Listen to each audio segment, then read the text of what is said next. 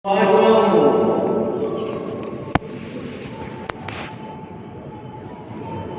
الله الرحمن الرحيم. الحمد لله رب العالمين الرحمن الرحيم مالك يوم الدين. الحمد لله الذي نحمده ونستعينه ونستغفره ونعوذ بالله من شرور أنفسنا ومن سيئات أعمالنا. من يهد الله فلا مضل له ومن يضلله فلا هادي له. أشهد أن لا إله إلا الله وحده لا شريك له وأشهد أن محمدا عبده ورسوله لا نبي بعده. اللهم صل وسلم وبارك على سيدنا محمد وعلى آله وأصحابه أجمعين. يا عباد الله أوصيكم ونفسي بتقوى الله فقد فاز المتقون.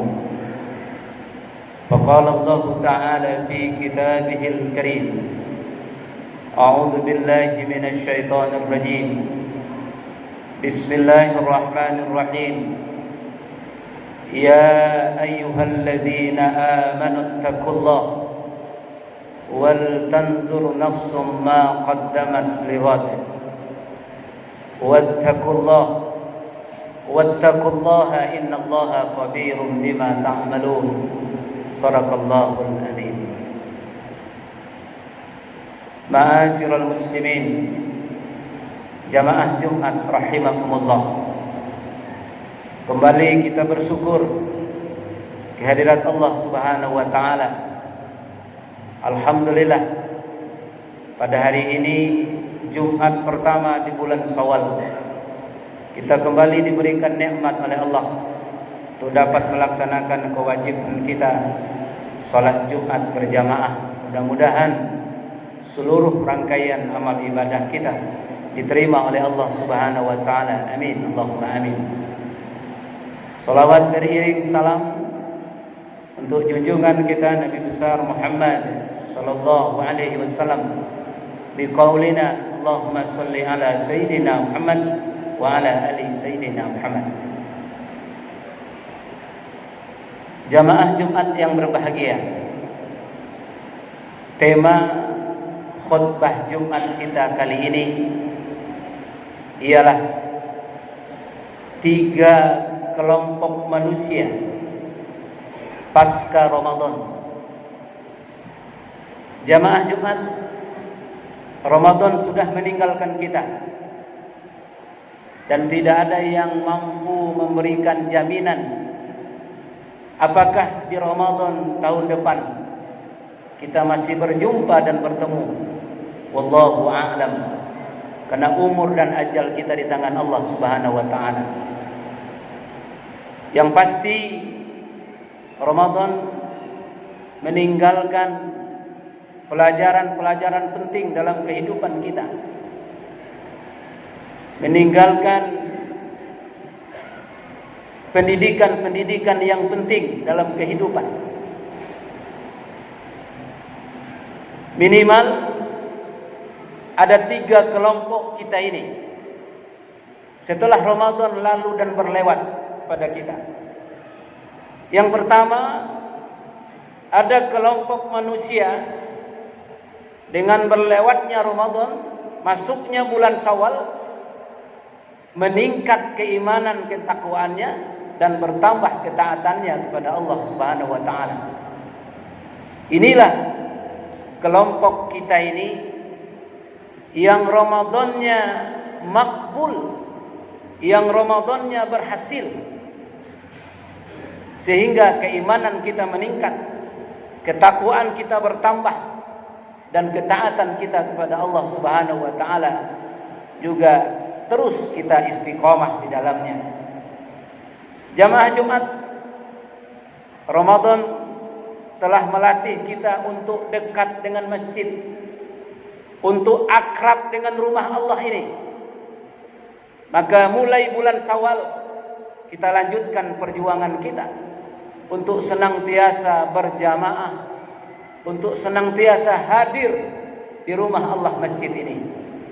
Karena tidak ada jaminan rumah yang paling mulia di muka bumi ini, bahkan satu-satunya rumah tempat yang akan mengantarkan kita ke dalam surga adalah masjid dan rumah Allah ini. Oleh karena itu, kita teruskan perjuangan kita untuk tetap menjaga sholat jamaah kita. Sholat di awal waktu, sholat di masjid, sholat di berjamaah. Itulah karakter sholatnya Rasulullah SAW. Jika ini bisa kita lanjutkan, berarti perjuangan kita sebulan penuh telah berhasil kita lakukan. Insya Allah selama Ramadan kita dekat dengan Al-Quran. Huruf per huruf Al-Quran kita baca, ayat per ayat kita selesaikan, juz demi juz kita tamatkan. Bahkan banyak di antara kita yang sudah khatamul Quran. Dan ini di bulan Syawal kita mulai lagi perjuangan kita untuk melanjutkan 11 bulan berikutnya. Inilah kelompok pertama orang-orang yang berhasil didikan Ramadan terhadap dirinya. Jamaah Jumat, banyak lagi di antara lain amalan-amalan yang harus kita teruskan. Bagaimana di bulan Ramadan kita terus gemar berinfak. Bagaimana di bulan Ramadan terus kita bangun malam hari.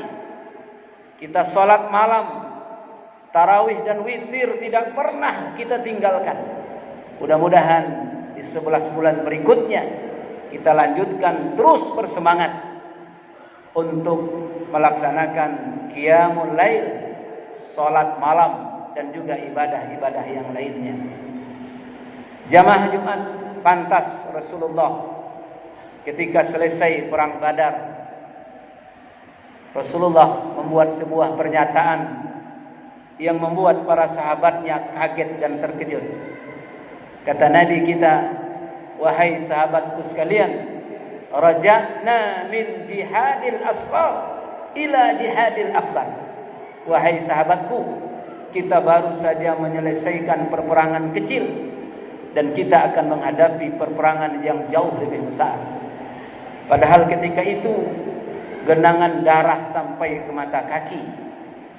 Banyak di pihak orang-orang kafir yang gugur, dan tidak sedikit pula dari kaum muslimin menjadi orang-orang yang syahid di jalan Allah. Tapi kata Nabi, kita baru perang kecil. Apakah perperangan yang besar, ya Rasulullah? Kata sahabat memberanikan diri untuk bertanya. Qala, Nabi menjawab, jihadun nafs, jihad untuk menundukkan hawa nafsu. Oleh karena itu, mudah-mudahan keberhasilan kita tidak hanya dilihat ketika Ramadan, tapi pasca Ramadan sampai 11 bulan berikutnya, bagaimana kita tetap istiqamah dalam keimanan, ketakwaan dan ketaatan kita kepada Allah Subhanahu wa taala. Kelompok yang kedua, kelompok manusia yang kedua setelah Ramadan berlalu, mereka hanya bisa taat selama Ramadan, tapi setelah Ramadan kembali lagi seperti sebelum Ramadan. Tidak ada lagi ketaatan mereka. Selama Ramadan dekat dengan masjid, tetapi Ramadan berakhir, dia berpisah dengan masjid. Tak pernah lagi nampak ke masjid, tak pernah lagi hadir di masjid. Ini kelompok yang kedua. Tentu ini kelompok orang-orang yang merugi dan orang-orang yang tidak berhasil Ramadannya. Di dalam Ramadan mereka dekat dengan Al-Quran, mereka senantiasa berinfak, mereka senantiasa melakukan amalan-amalan Ramadan. Tapi Ramadan berakhir, amalannya juga berakhir. Inilah kelompok-kelompok orang yang khasirun, orang-orang yang merugi di hadapan Allah Subhanahu wa taala, dan tentu tidak berhasil pendidikan Ramadan terhadap diri dan kepribadian kita. Namun ada kelompok yang ketiga, kelompok yang paling celaka.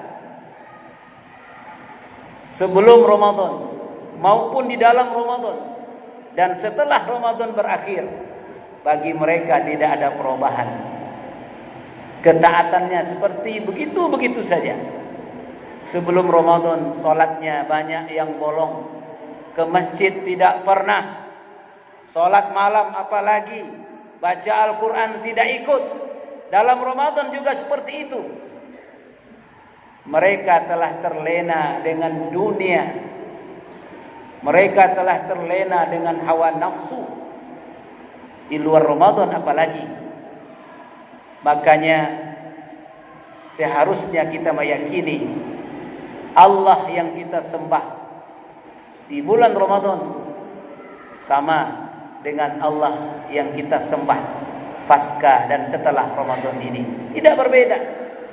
Makanya ada sebuah ungkapan dari para ulama, jangan sekali-kali engkau menjadi penyembah Ramadan, tapi jadilah penyembah pemilik Ramadan. Kapan saja, di mana saja, ketaatan kita tetap kita tingkatkan kepada Allah Subhanahu wa taala. Dan inilah orang-orang yang berhasil.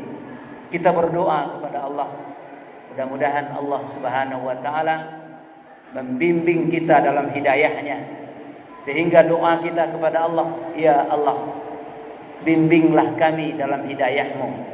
Ya Allah, kalau kami meninggal, jadikan mati kami husnul khatimah.